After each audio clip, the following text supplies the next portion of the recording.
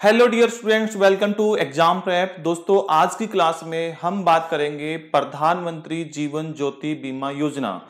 ये योजना हर किसी एग्जाम के अंदर पूछी जाती है, चाहे वो कॉम्पिटिटिव एग्जाम हो या कोई प्रमोशनल एग्जाम हो। डीवीएफ का एग्जाम हुआ, जेब का एग्जाम हुआ, आरबी ग्रेड बी का एग्जाम हुआ, इवन बैंकिंग और एसएससी के जितने भी कॉम्पिटिटिव एग्जाम्स हैं, हर किसी एग्जाम के अंदर यहाँ से क्वेश्चन आता रहता है। तो ये आपके लिए बहुत इंपॉर्टेंट है। और इसी के साथ मैं आपको बता दूं कि जितने भी मैं क्लासेस प्रोवाइड कर रहा हूं, इन सभी की पीडीएफ नोट्स हमारी एग्जाम प्रेप ऐप पर मिलेगी। और साथ में कुछ फ्री कंटेंट और कोर्सेज भी हमारी ऐप के ऊपर अवेलेबल हैं, पेड कोर्सेज भी अवेलेबल हैं। तो लिंक डिस्क्रिप्शन के अंदर दिया गया है, जल्दी से डिस्क्रिप्शन को ओपन कीजिए और लिंक पर क्लिक करके हमारी एग्जाम प्रेप ऐप डाउनलोड कीजिए। चलिए शुरुआत करते हैं प्रधानमंत्री जीवन ज्योति बीमा योजना के बारे में जानना। तो ये योजना 9 मई 2015 को लॉन्च की गई थी प्रधानमंत्री नरेंद्र मोदी के द्वारा। इस योजना को 10 साल कंप्लीट हो चुके हैं और ये एक लाइफ इंश्योरेंस स्कीम है। इसके अंदर जो सम एश्योर्ड होता है वो 2 लाख रुपीज होता है। इट मींस अगर जो पर्सन इंश्योर्ड होता है उसकी डेथ हो जाती है, डेथ होने के बाद जो भी नॉमिनी होगा उसको 2 lakh rupees as a compensation मिल जाएंगे। इस इंश्योरेंस पॉलिसी को लेने के लिए आपको पे करना पड़ता है 436 रुपीज ईयरली। पहले इसका जो प्रीमियम अमाउंट होता था वो 330 रुपीज होता था, लेकिन बाद में इसको बढ़ाकर 436 रुपए कर दिया गया है। इस योजना का अगर आप लाभ उठाना चाहते हैं तो इस योजना के अंदर जो एनरोलमेंट होता है वो आपकी एज 18 से 50 के बीच में होनी चाहिए। अगर आपकी उम्र 18 वर्ष से 50 वर्ष के बीच में है तो ही आप इस योजना का लाभ उठा सकते हैं। और इस योजना का लाभ उठाने के लिए आपके पास एक सेविंग बैंक अकाउंट होना चाहिए। जरूरी नहीं कि वो जनधन अकाउंट ही हो, कोई भी सेविंग अकाउंट हो और किसी भी प्रकार के बैंक में हो, चाहे वो प्राइवेट सेक्टर बैंक हो, चाहे गवर्नमेंट सेक्टर बैंक हो, चाहे ग्रामीण बैंक हो, चाहे कोऑपरेटिव बैंक हो, किसी भी टाइप के बैंक में आपके पास एक सेविंग अकाउंट होना चाहिए। इस योजना को आप अपने बैंक से एनरोल करा सकते हैं। एनरोलमेंट के बाद इसका जो भी एनुअल प्रीमियम होगा 436 रुपीज, ये आपके बैंक अकाउंट से ऑटोमेटिकली ईयरली बेसिस पर डिडक्ट होता रहेगा। और इसकी जो एनरोलमेंट स्टार्ट होती है वो 1 जून से होती है। तो यानी कि इसका जो ईयर स्टार्ट होता है वो फाइनेंशियल ईयर से स्टार्ट नहीं होता, ना ही कैलेंडर ईयर से स्टार्ट होता है। इसकी जो स्टार्टिंग होती है वो 1 जून से 31 मई तक होती है। 1 जून से 31 मई तक होती है। बीच में अगर आप कभी भी एनरोल कराते हैं, फॉर एग्जांपल मान लो आज ही आपने अकाउंट ओपन कराया है या आज ही आपको पता लगता है, तो जून से स्टार्ट हो जाता है, जून जुलाई अगस्त, तो ऐसे करके 3-3 मंथ के क्वार्टर बने होते हैं। तो आपने जिस भी क्वार्टर के अंदर एनरोल किया होता है उसके अंदर प्रो राटा बेसिस के ऊपर आपसे प्रीमियम चार्ज किया जाता है। यानी कि फिर अगर आप मिड से ज्वाइन करते हैं तो आपको ईयर का, कंप्लीट ईयर का प्रीमियम पे करने की नीड नहीं रहती है। आपसे जितना बचा हुआ टाइम पीरियड है उसी के लिए क्या लिया जाएगा, प्रीमियम लिया जाएगा। और नेक्स्ट ईयर के लिए आपको कंप्लीट 436 रुपीज ही पे करने होंगे। तो ये कुछ एक बेसिक जानकारी है। कुछ और जानकारी हम डिस्कस करते हैं। चलिए, मैंने ये सभी आपको सिंपल तरीके से समझाने के लिए एक टेबल क्रिएट कर दी है। उस टेबल से आप क्या कर पाओगे, एक नजर में ही पूरा का पूरा ये टॉपिक आपका समराइज हो जाएगा। जैसे अगर हम बात करें कि स्कीम की फुल फॉर्म क्या बनती है, तो प्रधानमंत्री जीवन ज्योति बीमा योजना बनती है। इस स्कीम को कब लॉन्च किया गया था, तो मई 2015 में इसको लॉन्च किया गया था नरेंद्र मोदी के द्वारा। ये किस प्रकार की स्कीम है, तो ये लाइफ इंश्योरेंस स्कीम है। याद रखना, लाइफ इंश्योरेंस स्कीम है। उसके बाद अगर हम बात करें कि इस स्कीम के अंदर कौन एनरोल कर सकता है, तो इस स्कीम के अंदर 18 से 50 वर्ष के बीच में अगर आपकी उम्र है तो ही आप इसके अंदर एनरोल कर सकते हैं। और साथ में आपके पास एक बैंक अकाउंट होना चाहिए। इसकी करंट में जो एनुअल प्रीमियम है वो आपको पे करना है 436 रुपए, जो कि पहले हुआ करता था 330 रुपए, इसको बढ़ा दिया गया है। जो इंश्योर्ड पर्सन है जिसने पॉलिसी ली है उसकी डेथ होने के बाद जो नॉमिनी को कंपनसेशन मिलेगा वो 2 लाख रुपीज रहता है, तो सम एश्योर्ड कहेंगे हम 2 लाख रुपीज। और इसके लिए जो फाइनेंशियल जो ईयर स्टार्ट होता है वो 1 जून से 31 मई का होता है, और हर साल ये ऑटोमेटिकली आपके बैंक अकाउंट से रिन्यू होती रहती है। ठीक है, उसके बाद ये पॉलिसी किस कंडीशंस में टर्मिनेट हो सकती है, यानी कि किस कंडीशन में आप इसको ले नहीं सकते हैं। अगर आपने 50 की एज में भी ले लिया है, 18 से 50 की एज में ले लिया है, तो जैसे ही आप 55 के होगे, ठीक है, तो ये ऑटोमेटिकली टर्मिनेट हो जाएगी। तो जैसे ही आप 55 साल के होंगे ये टर्मिनेट हो जाएंगी।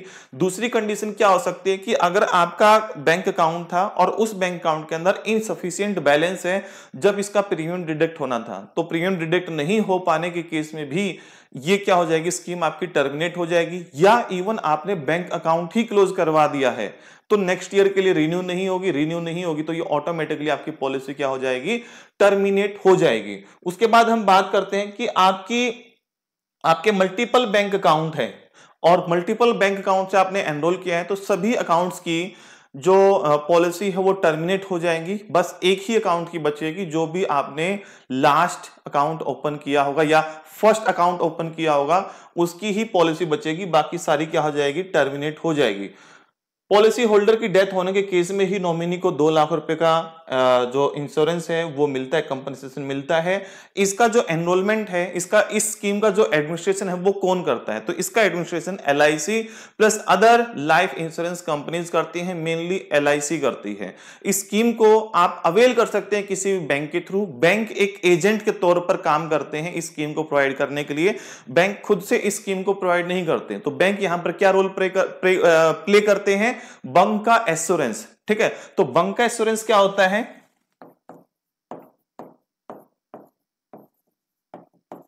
बंका एश्योरेंस का मतलब होता है कि जब कोई बैंक किसी इंश्योरेंस कंपनी के जो प्रोडक्ट्स और सर्विसेज हैं अपनी आउटलेट अपनी ब्रांच पर बेचता है कमीशन के तौर पर, तो उसी को क्या कहा जाता है, बंका एश्योरेंस कहा जाता है। When a bank start the selling product and services of insurance companies at their branches then this agreement is known as bancassurance. ठीक है, तो चलिए आगे बढ़ते हैं। एनरोलमेंट की हमने बात की कि किसी भी बैंक से बात कर सकते हैं, प्लस इंश्योरेंस कंपनी जो इन्वॉल्व है इसके अंदर LIC और बाकी सारी है, तो जिसके साथ भी बैंक ने टाइप किया होगा उसके थ्रू आपको क्या है, मिल जाएगी। तो इसका चार्जेस कैसे डिडक्ट होगा, आपके बैंक अकाउंट से ऑटोमेटिकली ईयरली डिडक्ट होता रहेगा। ऑब्जेक्टिव क्या है, जो इंश्योरेंस पेनिट्रेशन अगर हम देखें इंडिया के अंदर तो बहुत कम है, बहुत कम लोगों ने ही इंश्योरेंस पॉलिसीज ले रखी हैं, चाहे वो कितना भी अर्न कर रहे हैं। जरूरी नहीं कि अर्न नहीं करते हैं तभी नहीं लेते, नहीं, अच्छा खासा अर्न करने वाले, अगर इवन मैं भी अपना एग्जांपल लूं आपको, तो मेरे पास भी अभी करंट में कोई पॉलिसी नहीं है। ठीक है, तो अभी लेना है मेरे को, रिन्यू करवाना है, तो क्या है, लोगों के पास इनकम सोर्स होने के बाद भी, ठीक है, इनकम सोर्स होने के बाद भी इस पॉलिसी के अंदर इसके क्या किसी भी पॉलिसी के अंदर क्या है, एनरोल नहीं करते हैं, क्योंकि अवेयरनेस की थोड़ी सी कमी रहती है। और दूसरा रीजन क्या है कि भाई इंश्योरेंस पॉलिसी बहुत ही क्या होती हैं, महंगी होती हैं, आप ये कह सकते हो, तो अफोर्डेबल नहीं होती हैं। तो ये एक गवर्नमेंट के द्वारा स्कीम प्रोवाइड की गई है, इसके अंदर अफोर्डेबल इंश्योरेंस प्रोवाइड किया गया है, आपको लाइफ इंश्योरेंस प्रोवाइड किया गया है।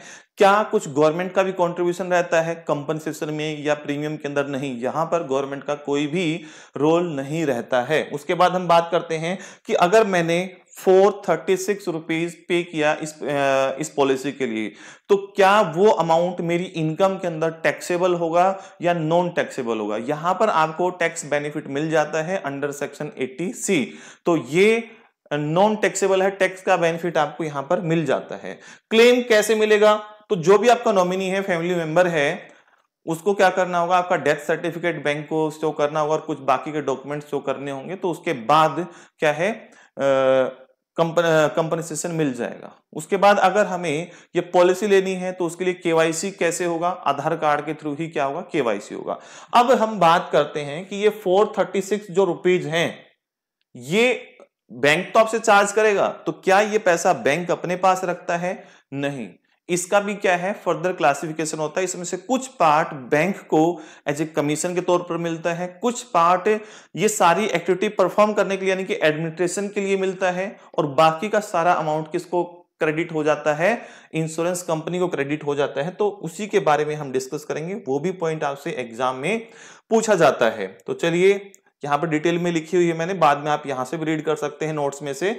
तो हम इसका ब्रेकअप देखते हैं कि ये 436 जो रुपीज हैं, इसमें से जो भी इंश्योरेंस प्रोवाइड करने वाले कंपनी होगी उसका कितना रहेगा। अगर हम बात करें कि पहले तो इसके चार्जेस कितने होते थे, 330 रुपीज होते थे। तो जब 330 रुपीज होते थे तो इंश्योरेंस कंपनी को इसमें से 289 रुपीज मिलते थे। बैंक को या इंश्योरेंस प्रोवाइड करने वाले एजेंट को, जिसको आप बिजनेस कॉरस्पॉन्डेंट भी कहते हैं या कॉर्पोरेट एजेंट भी कहते हैं, उसका कमीशन 30 रुपीज होता था। और बैंक इन सारी चीजों को प्रोसेस करता है तो एडमिनिस्ट्रेटिव एक्सपेंस के तौर पर 11 रुपीज और चार्ज करता था, ठीक है। लेकिन इसका प्रीमियम बढ़ाकर कितना कर दिया गया, 436। तो अब जो इंश्योरेंस कंपनी का इसके अंदर शेयर रहेगा वो कितना रहेगा, 395 रुपीज।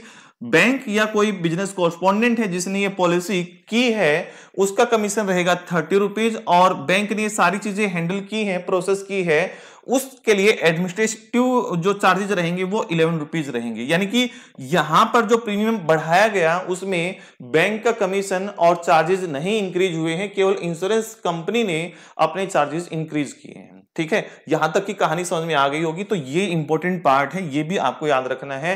फिर सेकंड बात करते हैं कि सर मैंने तो इस पॉलिसी को जून मंथ में या जुलाई मंथ में करवाया ही नहीं, आज आपने पढ़ाया है और अभी मान लो जो भी मंथ चल रहा है, लाइक सितंबर चल रहा है, तो सितंबर मंथ के अंदर मैं इसके अंदर एनरोल कराता हूं, तो क्या मुझे 436 रुपीज ही पे करने पड़ेंगे अगर मैं ईयर के मिड से इसको ज्वाइन करता हूं? तो नहीं, जो स्टार्टिंग होगा वो आपको प्रो राटा बेसिस पर पेमेंट करनी होगी। जैसे अगर मैं बात करूं कि अगर आप यहां पर 1 जून को, 1 जून से लेकर जून, या मैं ऐसे लिख देता हूं जुलाई, या जून, जुलाई और अगस्त के भी 31 अगस्त तक क्या करते हैं आप, बीच में किसी भी डेट को क्या करते हैं, एनरोल करते हैं, तो आपको पूरे ईयर का क्या देना है, प्रीमियम पे करना है। लेकिन आपकी बात रही कि मैं सितंबर को, अक्टूबर को या नवंबर के बीच में किसी भी डेट को ज्वाइन करता हूं, तो आपको केवल 342 रुपीज पे करने हैं। उसके बाद अगर मैं बात करूं कि दिसंबर, जनवरी और फरवरी, इनमें से किसी मंथ में मैं एनरोल करता हूं और किसी भी डेट में, तो टोटल जो आपको पे करना होगा 228 पे करना होगा, 228 रुपीज पे करना होगा। और अगर मैं मार्च, अप्रैल या मई की कौन सी डेट, मई की आपकी 31 मई तक अगर आप किसी भी डेट में आप क्या करते हो, इसको ज्वाइन करते हो, तो आपको पे करना होगा 114 रुपए, ठीक है। 114 रुपीज आपको पे करने होंगे। तो इस हिसाब से क्या है, ये चार्जेस डिवाइड किए हुए हैं। लेकिन जैसे ही नेक्स्ट ईयर आएगा, वो ईयर कंप्लीट होने के बाद, तो नेक्स्ट ईयर आपसे कंप्लीट ऑटो डेबिट हो जाएगा आपके बैंक अकाउंट से, कितना, 436 रुपीज। तो यहां से जो मेन जो क्वेश्चन पूछे जाते हैं 2-3 मैं वो बता देता हूं। एक तो आपसे अमाउंट पूछेंगे प्रीमियम का कि 436 रुपीज। कंपनसेशन कितना मिलता है, तो कंपनसेशन मिलता है 2 लाख रुपीज का। किस टाइप की पॉलिसी है, तो ये लाइफ इंश्योरेंस पॉलिसी है, ठीक है। फिर इसका जो एडमिनिस्ट्रेटर है वो कौन है, वो LIC and other insurance companies है, मेजरली LIC है, ठीक है। तो ये 3-4 पॉइंट हैं जो आपसे एग्जाम में पूछे जाते हैं। तो याद रखना है, एज पूछी जाती है आपसे कि एज क्या रहती है, तो 18 से 50 साल के बीच में आप कभी भी इस पॉलिसी को ले सकते हैं। और ये कब टर्मिनेट होगी, जब आप 55 ईयर के हो जाएंगे तब आपकी क्या होगी, टर्मिनेट होगी। तो ये था बस आपके प्रधानमंत्री जीवन ज्योति बीमा योजना के अंदर, आपको समझ में आया होगा। फिर भी कोई पॉइंट आपको लगता है कि रह गया है या आप कुछ पूछना चाहते हैं, तो नीचे कमेंट बॉक्स में कमेंट करके आप पूछ सकते हैं अपने डाउट्स, या कुछ भी इंफॉर्मेशन आपको चाहिए। और एग्जाम प्रेप ऐप को डाउनलोड जरूर कर लेना, क्योंकि उसी के ऊपर आपको सारा कंटेंट मिलेगा, कोर्सेज भी इसके ऊपर अवेलेबल हैं। तो चलिए मिलते हैं नेक्स्ट स्कीम के अंदर। Have a nice day.